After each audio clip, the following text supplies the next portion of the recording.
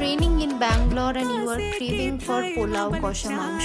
নমস্কার, ইপসিতা ফ্রম ব্যাঙ্গালোর চ্যানেলে সবাইকে স্বাগত জানাই। আশা করি সবাই খুব ভালো আছে। চলো তোমাদের সাথে শেয়ার করি আমি কিভাবে কষা মাংস বানাই।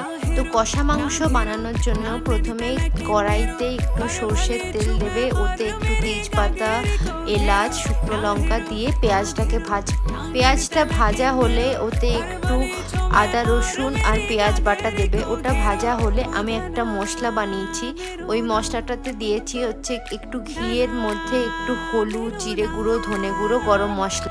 এই মশলাটা ওই আদা রসুন বাটাটা যেটা ভাজা হচ্ছে ওটার মধ্যে দিয়ে দেবে, ফলোড বাই একটু টমেটো পিউরি। ওটা ভালোভাবে ভাজা হলে ম্যারিনেটেড চিকেনটা দিয়ে দেবে।